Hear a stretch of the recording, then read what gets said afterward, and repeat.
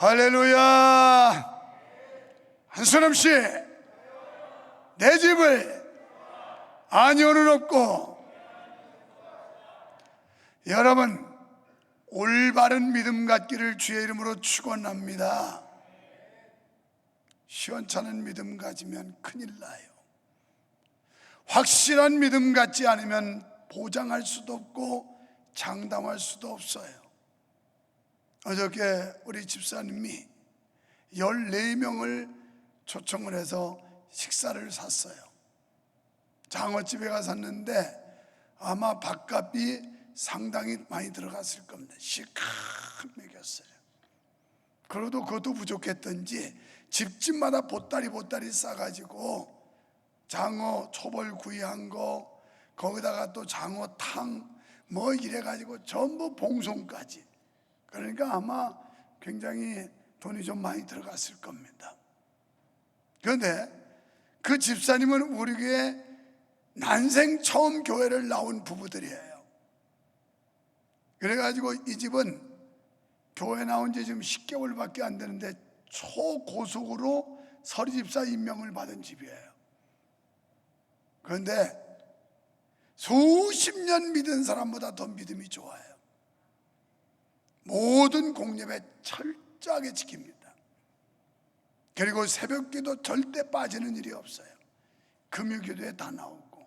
그러니 그런 사람 집사시키지, 그 오래 다녀서도 뭐 나이롱 신자들 집사 아니라 뭐 장로 권사 시킨들 뭐 하겠어요. 그런데 그보다 더 귀한 일은 식사 중에 이런 얘기를 해요. 지난주 중에 상을 당했었는데, 그러는데 울산에서 아마 자기 고향 이쪽 사천 쪽으로 돌아왔는지는 모르는데, 또 그 형제 자매들이 다 경상도 살고 부산에 유명한 절입니다. 절 이름을 얘기하면 이게 또 유튜브로 나가가지고 그걸 막을까봐 공개를 하는 최고로 유명한 절이에요. 그 누님이 거기에 신도 회장이에요. 그런데 어떻게 제 설교를 접했는지는 모르지만 동생 부부가 수원명성교회 다닌다고 그러니까 들어왔는지 어쨌든 제 설교를 듣고 감동을 받고 감화를 받아서 이번에 조상 치르고 부산을 갔더니 나도 교회를 나가야 될 것 같다고. 그러면서 이분이 수원명성교회하고 그리고 부산명성교회 있다는 것을 전부 조회해보고 자기 집에서 그렇게 멀지 않은 곳에 부산명성교회가 있더라. 그런데 그 교회는 규모는 그렇게 크지 않더라. 뭐 당연하지. 우리 교회만큼 규모가 큰 교회는 잘 지었지만 크게 지었는데 한 500명 되는 교회니까. 그런데 자기 집에서 멀지 않기 때문에 한번 나가보려고 한다. 획기적인 전환이에요. 유명한 절의 신도 회장이라고요. 그런데 그분이 설교 듣고 감동받아서 그래가지고 교회를 나가봐야 되겠다고. 또 한 누님은 조카 며느리감이 크리스찬이 들어온 거예요. 그래서 그 집도 지금 이제 교회하고 접촉이 되면서 자기들은 10개월밖에 안 됐지만 자기 일가 친척이 다 구원받고 교회 나가고 믿음의 전통을 세워가는 게 자기들 소망이라고. 이러니 하나님이 그런 집 축복 안 하겠어요? 그렇게 아주 융숭한 대접을 하고 그러면서 대화 중에 이런 얘기를 해요. 다른 목사님 만났을 때 자기가 예수 믿으면서 골프 끊고 술 끊고 그래도 영업하는데 이제 술 영업 안 한다 선포했고 주일날 결프 안 한다 이래 놓으니까 조금 마음이 부담스럽더래요. 거래처 끊길까봐. 그래가지고 걱정이 됐는데 결과적으로 하나님께서 이 아주 자질구레한 거래처는 다 떨어져 버렸대요.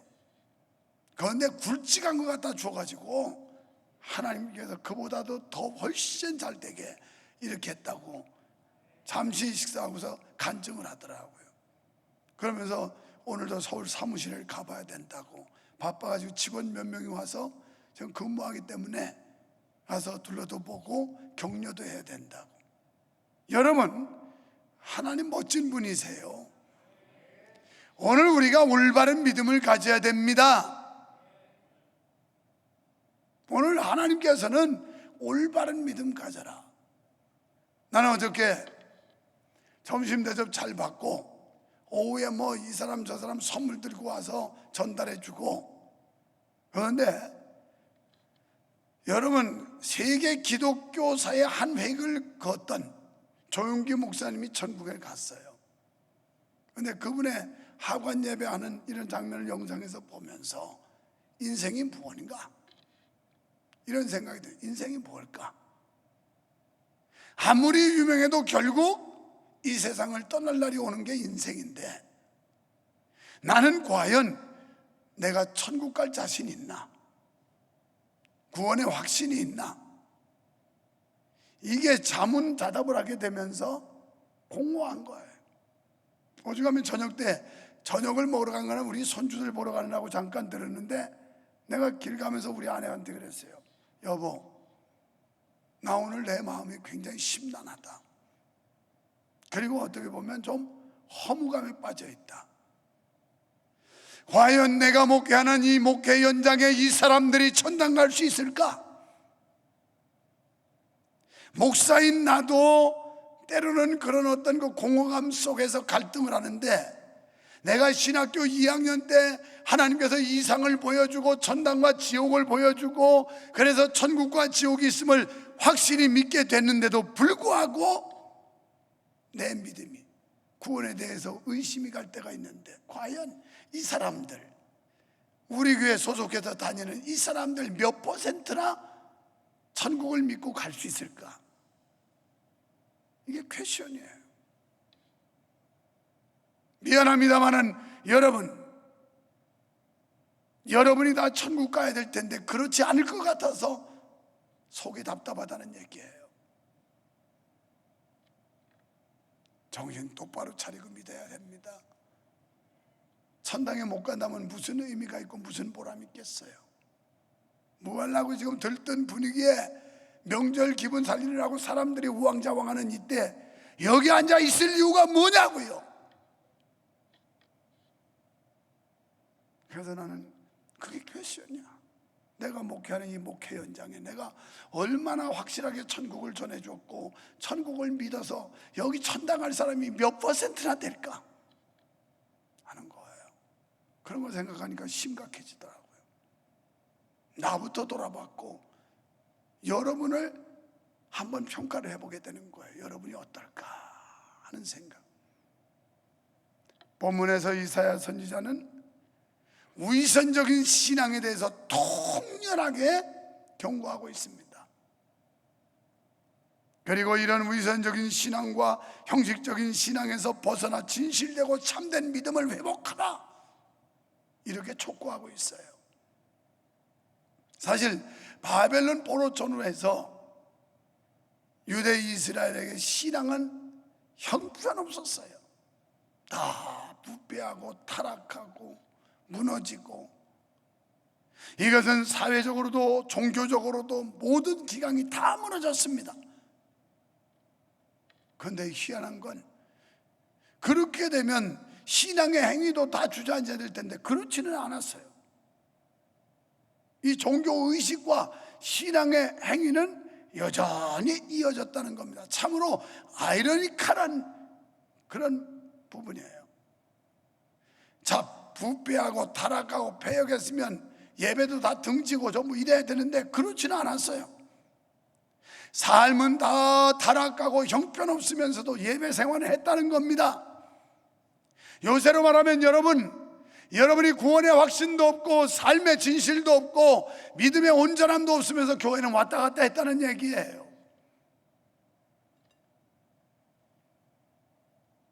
여전히 제사가 드려졌고 금식이 행해졌습니다. 그러면서도 백성들의 죄는 깊은 수렁으로 점점 빠져들어갔어요. 이건 무슨 말일까요? 마치 자신의 잘못된 삶이나 타락한 삶이 제사나 금식 행위로 모든 것이 면제된다고 생각한 거예요. 중세 기독교가 타락하고 로마 가톨릭에서 면죄부 받았던 것처럼 그냥 제멋대로 엉터리로 살고 내가 주일날 예배당에 한번 갔다 오면 모든 게 다 면제된다, 이렇게 생각한 거예요. 지금 수많은 기독교인들이 다 그 모양입니다. 우리 교회 안에만 봐도 상당히, 어쩌면 7, 80%는 다 그런 사람들입니다. 그러니 내가 갈등 안 하게 생겼어요. 과연 천국 갈 사람이 몇 명이나 될까? 나는 과연 천국 갈 수 있는가? 내가 확실하게 천국을 소개해주고 있는가? 이것 때문에 내가 호텔감에 어제 오후에 밥 잘 얻어먹고 와서 오후 내내 책상머리에 앉아가지고 그런 공허함이 생기는 거예요. 특히 유대 사회에서는 금식은 다른 어떤 종교 행위보다도 훌륭한 신앙의 척도로 여겨졌습니다. 그래서 유대인들은 금식이 생활화됐어요. 예수님 당시에도 유대인들이 와가지고 바리새인 서기관들이 하는 얘기가, 우리는 일주일에 3일씩 금식합니다. 그러면서 사거리에 가서 손을 들고 막 기도하고, 손을 들고 기도하고, 일주일에 3일씩 금식을 하고 이러면서 자랑스럽게 예수님한테 와서 이야기를 해요. 그런데 예수님은 그들에게 외식하는 자라고 바리새인과 서기관들을 헛되게 책망을 해요. 사실 이 금식하는 건 나쁠 리가 없습니다. 좋은 거예요. 문제는 금식과 일상의 삶이 조화가 이루어지지 않는다는 겁니다. 신앙의 최고의 미덕이요 아름다운 신앙 습관인 금식 행위와 다르게 유대인들은 금식과 무관한 죄의 생활을 하였다라는 것이에요. 선지자는 본장에서 잘못된 금식에 대해서 신랄하게 책망하고 있습니다. 저는 오늘 이사야 58장을 세 가지로 나누어서 말씀을 드리려고 해요. 첫째는 올바른 금식입니다. 본문은 성경적이며 하나님께서 원하시는 금식에 대해서 말씀하고 있습니다. 특히 1절에서 선지자의 사명에 대해서 말씀하고 있는데요, 크게 외치라, 아끼지 말라, 내 목소리를 나팔같이 날려 내 백성에게 그 허물을, 야곱집의 그 죄를 고하라 그랬어요. 여러분, 주의 종들이 해야 할 일이 무엇인지, 주의 종의 사명이 무엇인지에 대해서 말씀하시는데, 말씀을 소리 높여 외치는 거라는 겁니다. 어떤 말씀? 주님께서 명령하신 거. 주의 백성들의 허물과 죄에 대해 경고할 줄 모르는 사람은 참된 지도자라고 할 수가 없습니다. 주변의 환경이나 여건에 관계없이 주의 종들은 성도들의 불의라든가 모든 죄를 지적하고 그들이 바로 갈 수 있도록 지도해야 합니다. 그런데 현대 기독교인들은 듣기 싫어해요. 귀를 간질간질하게 해주는 소리, 마음에 불편하지 않은 소리, 이런 소리 듣기를 원하지, 귀 거슬리고 마음이 불편한 얘기들은 막 이맛살을 찌푸려요. 듣기 싫어요. 그런데 오늘 하나님께서는 그 백성들의 허물을 지적하라는 거예요. 야곱집에 잘못된 거 지적하라는 거예요. 그래서 그들을 바로 세우라는 겁니다. 이게 목사의 사명이에요. 여러분 좋은 소리 하러 여기 서 있는 게 아니라 하나님의 말씀에 비추어 봐서 잘못하면 단호하게 책망하고 단호하게 지적하고 그것을 시정조차에 고치게 만들라는 거예요. 믿으시면 아멘 합시다. 이게 정석이에요. 그런데 요즘에 교회에서 이런 아주 냉철한 설교를 할 수가 없어요. 사람들이 삐지고 도망가고, 그러니까 겁나가지고 못하는 겁니다. 그러나 환경과 주변 여건 상관없이 이 말씀을 전하는 게 사명자라는 거예요. 1절에 크게 외치라, 문자적으로는 힘차게 부르짖으라는 뜻이에요. 그러니까 여호와의 말씀을 이스라엘 백성들에게 선포하되 백성들이 듣고 그 행위를 시정할 수 있도록 강력하게 선포하라는 겁니다. 마태복음 3장 8절에 세례 요한의 외침을 볼 수 있어요. 너희는 회개에 합당한 열매를 맺어라, 이러면서 메뚜기와 석청을 먹고 이러면서 외쳤던 선지자 세례 요한을 향하여 예수님께서는 여인이 난 자 중에 이보다 더 큰 자가 없다 이렇게 말씀했어요. 얼마나 귀하게 보셨는지. 여인이 난 자 가운데 세례 요한보다 큰 자가 없다라는 거예요. 거짓이나 꾸밈은 하나님 앞에서 통하지 않습니다. 2절로 5절에서 이스라엘의 외식을 지적해요. 그렇게 금식을 하고 기도 열심히 한다고 했는데 너희 소리가 왜 상달되지 않는지 아느냐? 너희가 안식일을 지키고 금식을 한다고 하지만 전부 형식이라는 거예요. 외식이라는 겁니다. 오늘 이 거칠애로 신앙생활하는 사람이 너무 많아요. 진실성도 없고 진정성도 없고 온전한 믿음도 없이 왔다 갔다 하면서 떵떵거리는 사람들이 얼마나 많은지 몰라요. 오죽하면 마태복음 6장 16절에서 너희가 금식하려거든 사람에게 보이려고 하지 말아라 그랬어요.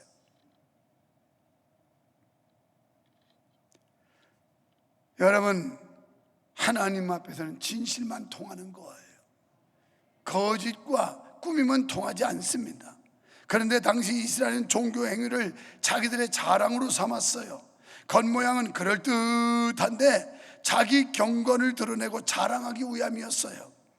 여러분, 오늘 우리도 모든 일에 있어서 이러한 외식적인 요소들이 없는지 살펴보아야 할 것입니다. 그러면서 6절로 9절에서 하나님이 기뻐하시는 금식이 뭔지에 대해서 가르쳐주고 있어요. 하나님께서 기뻐하시는 금식은 죄에서 떠나 의를 행하는 것입니다. 그리고 하나님의 법도를 따르는 것입니다. 죄 가운데 여전히 머물면서 종교적 의식에 참여하는 것은 가증스러운 일이요 죄를 더하는 행위라는 사실입니다. 예수님께서 바리새인과 서기관을 책망하신 이유도 여기 있었습니다. 여러분은 올바른 금식은 마음을 하나님께 드리는 것이며 죄에서 떠나는 것임을 믿으시기 바랍니다. 두 번째는 8절로 12절에 의인이 받을 복에 대해서 말씀하고 있어요.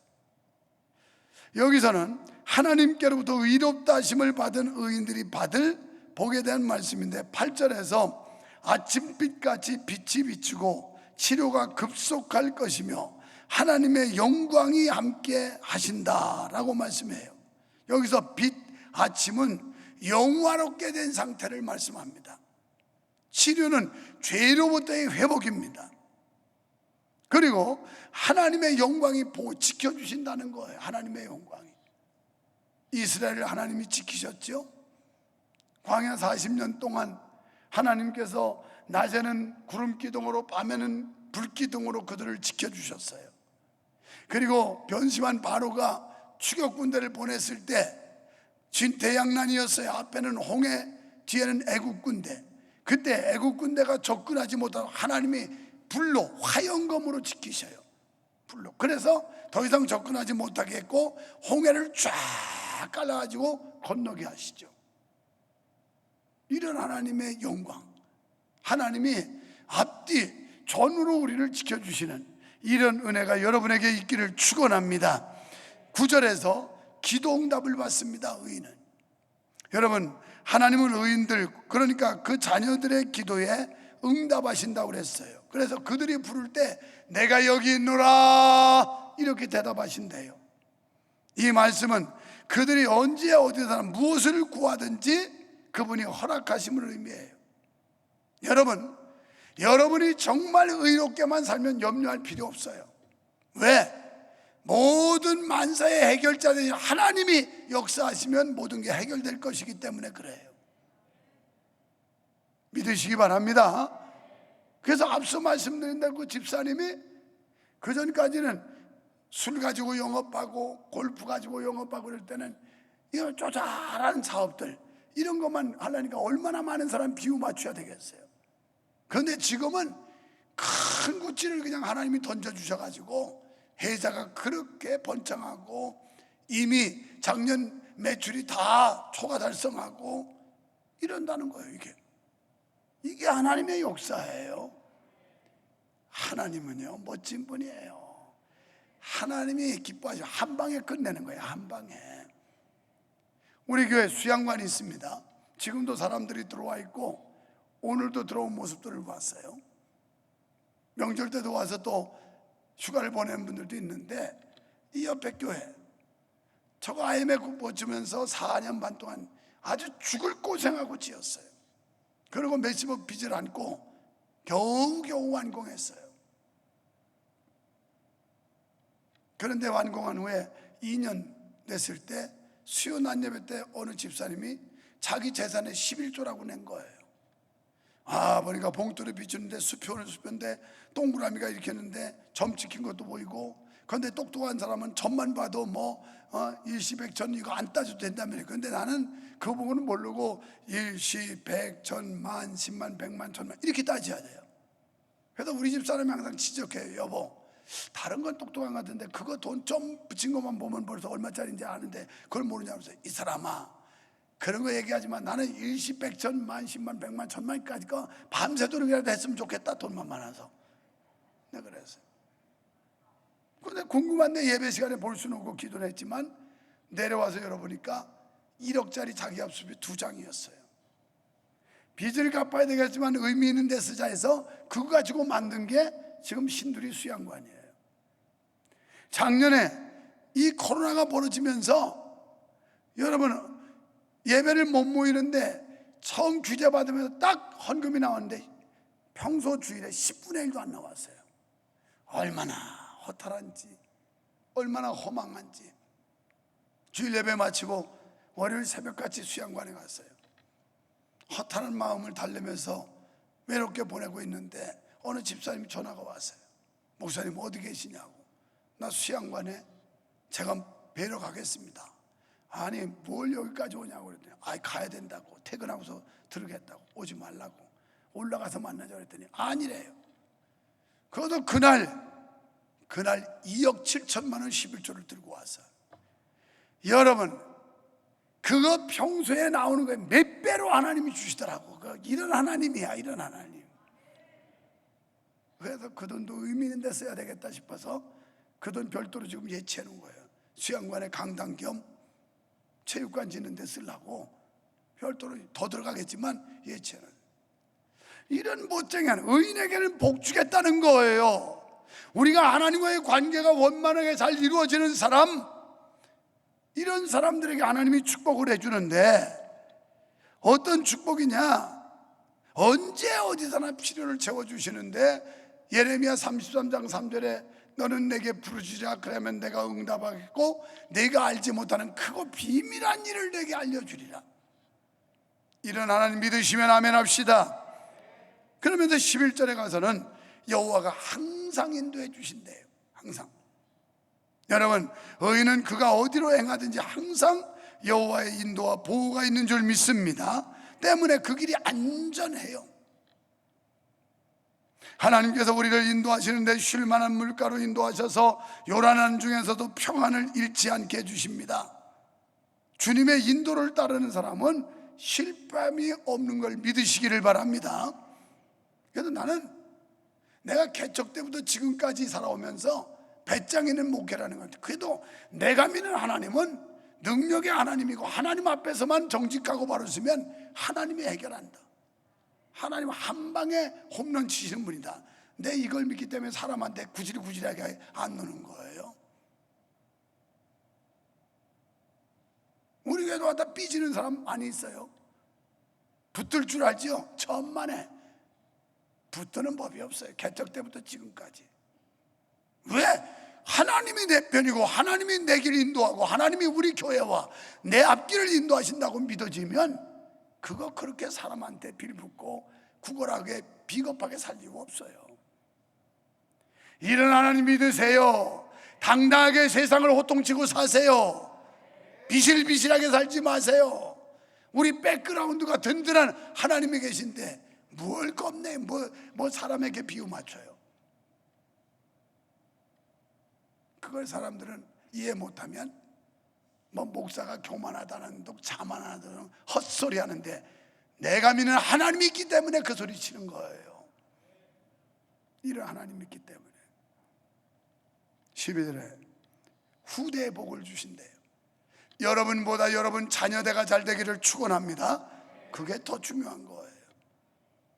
여러분은 잘 되는데 자식은 믿음도 없고 자식은 다 지옥 갈 거고, 이건 비극이고 불행이에요. 불행이에요. 하나님께 인정받은 사람은 세상의 빛과 같이 새로운 삶을 살게 되는데, 그들은 죄를 사함받고 그분의 보호를 받아 축복이 넘치게 되는 줄로 믿습니다. 의인들의 후손은 번창하고 화목의 복을 누리게 됩니다. 여러분, 자녀가 복받기를 원한다면 부모된 여러분이 먼저 의인이 되세요. 그러면 그 자식을, 후대의 복을 준다는 거예요. 의를 행하는 자는 때가 되면 항상 복을 이루게 되는 줄로 믿습니다. 여기서 의인은 히브리어로 차티크라는 말이에요. 이 말의 뜻은, 일반적인 의미의 의인은 의리와 지조를 지키는 사람, 이런 뜻입니다.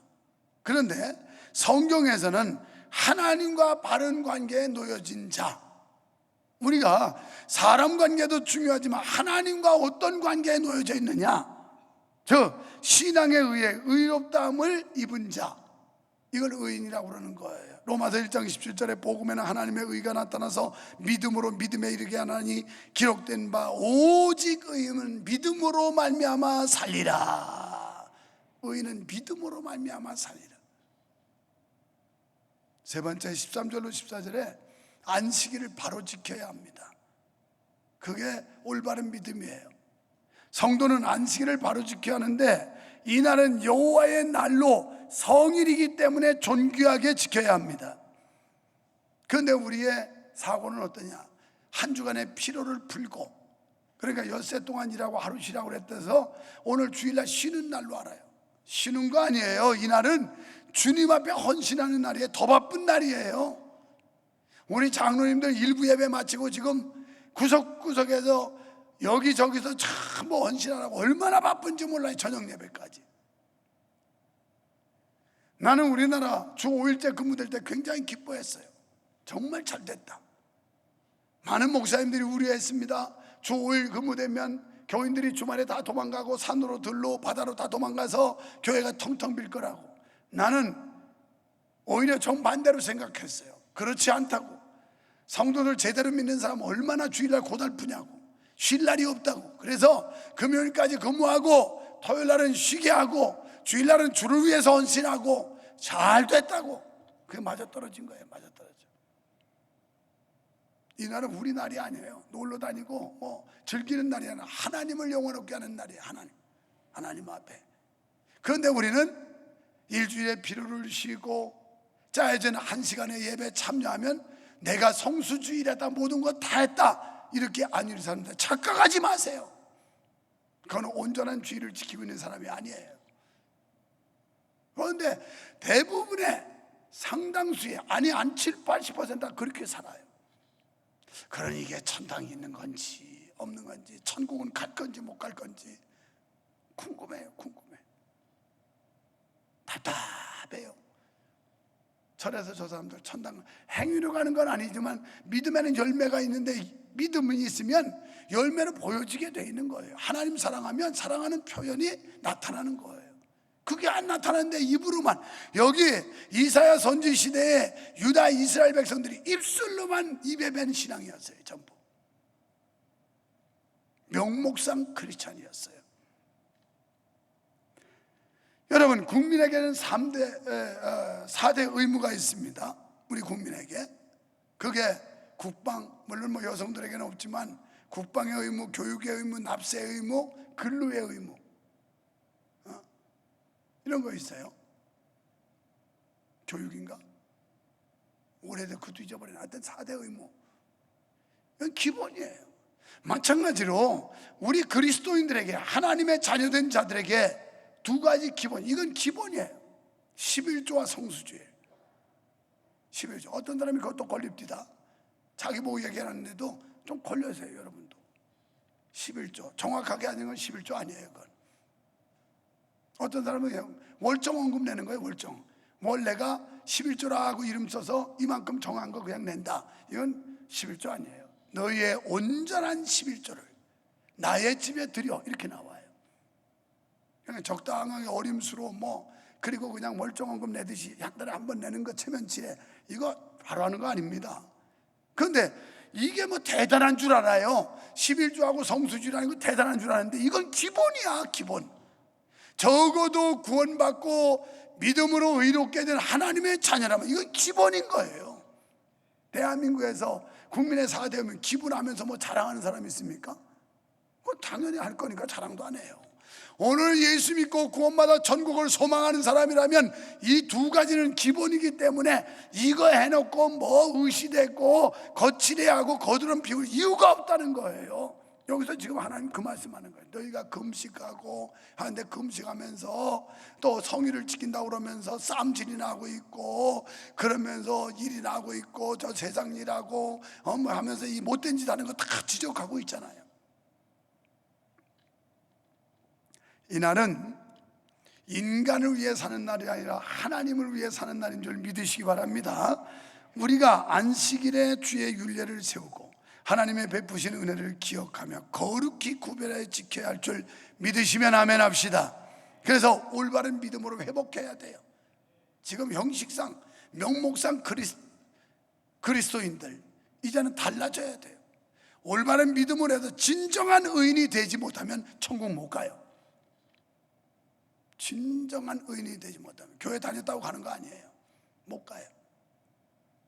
저도 여러분도 마찬가지예요. 결국 여러분 죽을 겁니다. 언젠가.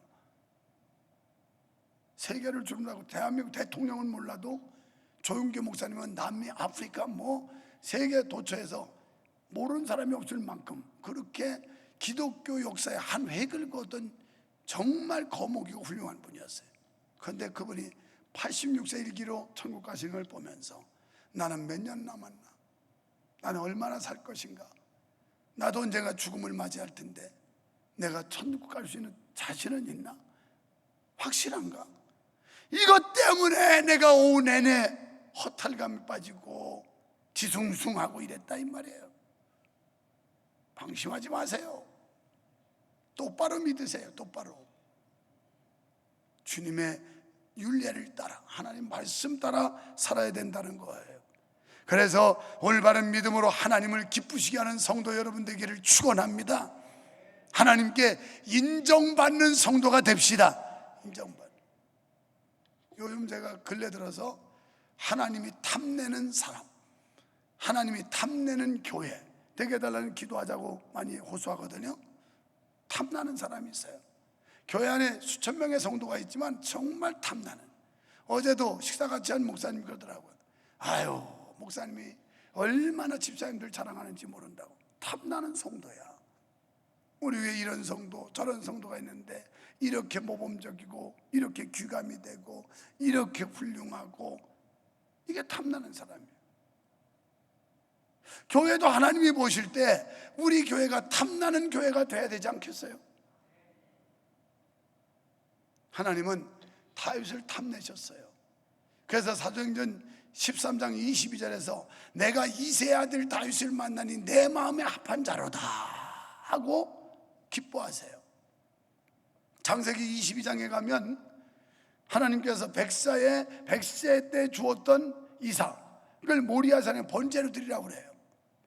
아브라함이 인간으로서 순종할 수 없는 요구였지만 그대로 순종을 해요. 그리고 모리아산 제단 위에다가 아들 이삭을 올려놓고 칼을 내리 꽂으려고 할 때 하나님이 급히 불러요. 아브라함아, 아브라함아, 멈춰라. 그러면서 하나님이 하신 고백이 나와요. 내가 이제야 나를 사랑하는 줄 알았노라. 이쯤 돼야 탐나는 사람인 거예요. 이제야 내가 나를 사랑하는 줄 알았다. 이제야.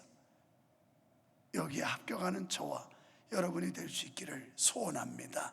올바른 믿음으로 하나님을 기쁘시게 하고 영화롭게 할 수 있는 성도 여러분 되기를 주의 이름으로 축원합니다.